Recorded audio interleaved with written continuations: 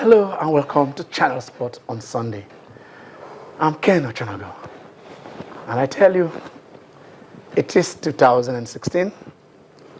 It is the Olympic year.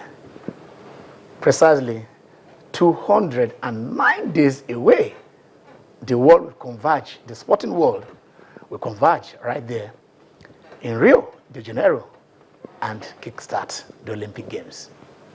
How prepared is Team Nigeria?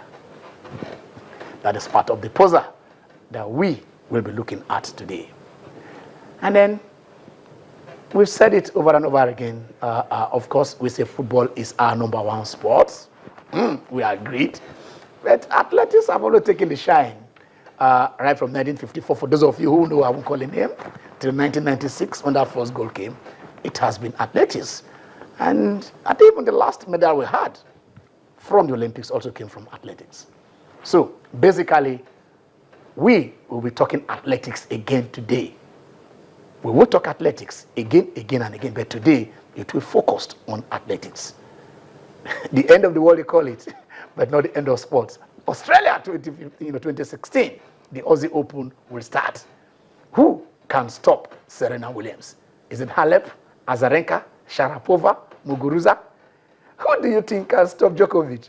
Rafael Nadal, Federer, Andy Murray, or Wawrinka?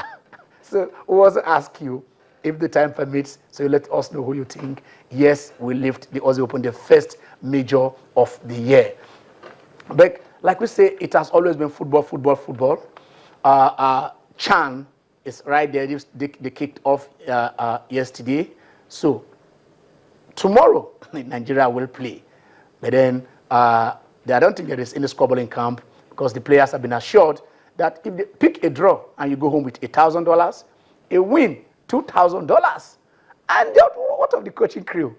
$4,000. So definitely dollars will be singing. Let's hope as dollars are singing there, probably their boats will be kicking ball and putting it into the net. It is football where we do start. And yes, Tayo is right here with me. Tayo. Good afternoon, Ken. Good afternoon to our viewers. I'm excited that the Chan tournament will commence. Started yesterday. We had 2 games that did take place yesterday. Rwanda taking on Ivory Coast and Gabon playing Morocco. We look forward to that particular game that the Super Eagles will take on Niger. I'm excited. It's like the first major tournament for Sunday Olise, if you want to look at it, whatever way you want to look at it. So what will it bring to bear? I mean, his selection, his substitution, so many things we look at for when they get to play the Nigerians. Remember, they also get to play Tunisia afterwards, after that first game against Niger, which I think it's some sort of litmus test for Sunday Olise, any way you want to look at it. But we're going to analyze the tournament, also analyze our group and our possibilities. Remember, the last time we participated at that tournament, we finished 3rd. Yeah, we came out with a bronze. So the worst we could do is to actually defend that bronze. To defend our bronze. That's right. Not a golden bronze this time around. So like I said, we'll be there in our group. We have Equatorial Guinea, we have Tunisia, and then we'll be starting with the Nigerians tomorrow. And the last time we were there, the first time we qualified, we qualified and also came back with a bronze medal, with, led by Stephen Okechukwu Keshi. This time it is Sunday Olise who is tinkering the team, and for me, I won't judge the coach with this tournament. Like we said, it is a preparatory ground for the A team to go over there to win the World Cup. That is mine. My belief, that is my take on this. But then anything, if you go for a tournament, whether you're going to play yourselves or play your kids, you better prepare to win. Have the winning mentality. We'll take a short break and we'll come back. It is football with Tayo and his crew.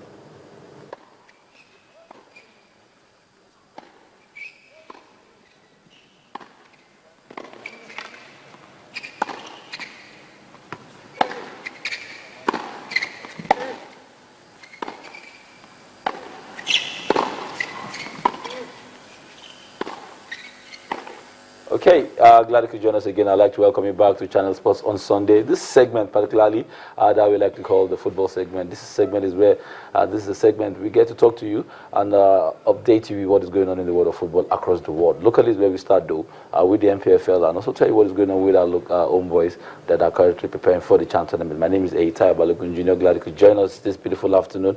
For the next 20 minutes or so, with me is Larry Pinel as well as Chimeze Uguru. I'd like to welcome you, Larry. Always a pleasure to be in the Good studio. Good to see you. Sure. And Chimeze, glad you could join us again this afternoon. Yeah, thanks for having me. Good. We're going to start with the local scene. The MPFL, we have strong indications that the MPFL will commence on the 21st of February. As we reported strongly that it will be a new season. And hopefully that MPFL season for 2016 will end this year.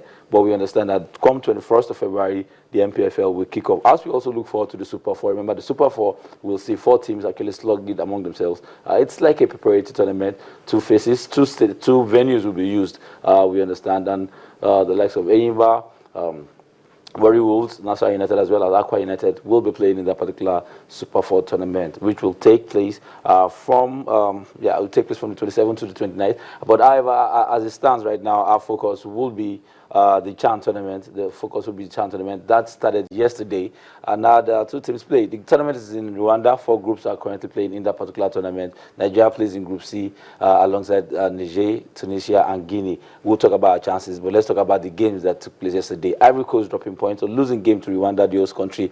A lot of people are, well, should I use the word pleasantly surprised? I'm just surprised that Ivory Coast could go ahead and lose that game. I was surprised by that result myself yesterday. Rwanda scored in the 16th minute, and I thought Ivory Coast would try to equalize in that one, but they didn't. Rwanda is hosting, and 3 good points for themselves. The league in Ivory Coast is not what it used to be. You remember the days of African sports and ASEC Mimosas.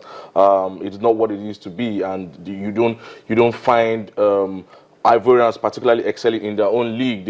Many of them go to France, and that's where they particularly excel. So Ivory Coast, we had played them the same team before the Chan tournament started, and they lost to the Super Eagles of Nigeria. I think it was 1-0 as well. And then they got to the tournament itself and lost to Rwanda yesterday. Fantastic one for Rwanda. War-torn country 20 years ago, Hutus and Tutsis, we remember that. And then coming back again, you know, on the verge of giving themselves glory. And glory was yesterday, getting 3 points. And it bodes very well for them, because the other game in that group ended in a stalemate. It was a goalless affair. So it means Rwanda are in the driving seat.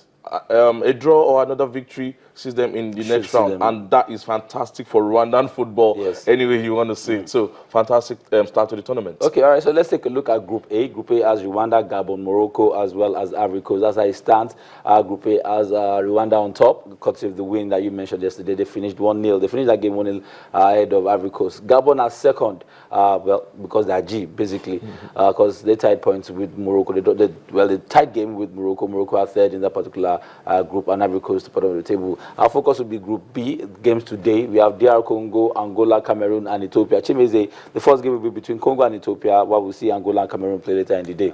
I think it's actually Congo and Ethiopia, correct, yes. Well, the Ethiopians have exposure and, let's say, experience in playing in Africa, especially the clubs haven't done so badly in recent times. And most of the people who form the nucleus of their main national team will be in this particular competition, so it's an advantage to them.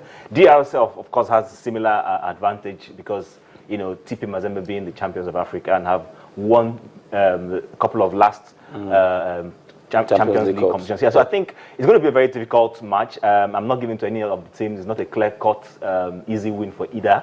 But of course, I suspect it probably will end in a draw. Okay, and you think Cameroon will qualify from that group, guys? Outside you? Well, what happened to Cote d'Ivoire yesterday is an eye-opener. So the Chan competition, and if you look at it, all apart from Tunisia, DRC, Libya, you won't particularly say in recent times are the strongest teams in Africa. So it's a competition that can spring up surprises. Anybody can win. It makes our job a lot difficult. I mean, really, it's difficult to predict or forecast right now if you actually, because you never know what could happen. Nobody would have come out to say that Leicester will be on top of the league in EPL after 22 games thereabout, and that the Chelsea will be occupying 14th spots. And consistently for the past 3 weeks. I mean, so you would also know that, I mean, football has kind of changed.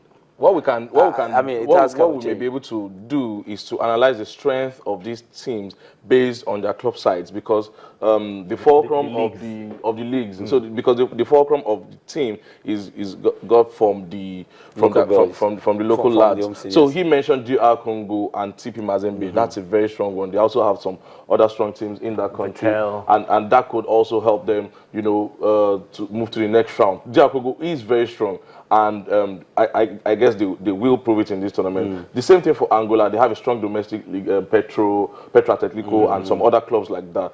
Cameroon hasn't been so strong on the continent. Even their club size have not been doing very, very well. You know, so we can only analyze based on their club size. So let's take a look at our group. That's Group C. Our group being the Super Eagles as group. That's Tunisia, Niger, and Guinea. Now, with the way they played last season, talking about the MPFL and the way our boys played, I mean, we were satisfied. We reported it all season. We were satisfied with the level of play. Not what was happening off the field, but on the field. I was impressed with level of play for many of the boys. And the guys that have been selected all played last season. And they were fantastic. I mean, the guys that actually have been selected by Sunday Olise are like the poster guys of the MPFL. So let's look at our chances going into this tournament. But again, we will not ignore the likes of Tunisia. That's won this tournament once before. Niger, we don't know what to expect. We will just expect to over or steamroll or run over them, which we know that might not be as easy as it seems. And Guinea also we can't ignore. But going into that game against Niger, what would you expect of the Super Eagles? I mean, Tayo, you've rightly said it. The CHAN is all about the leagues in Africa. And the Nigerian league is one of the strongest in Africa. Of course, if you're looking at that pairing, I would say Tunisia probably should be our biggest headache. I don't know what the Nigerian league is like. The Guinean league, well, we also do not have so much, but don't forget that Guinea has a crop of very good players. Their league may not be very well renowned in Africa, but they always produce good players who go into the international scene and perform very well. So I think if what we saw last season in our league is anything to write home about, I keep saying this is probably going to be one of the best CHAN competitions that Nigeria as participated in.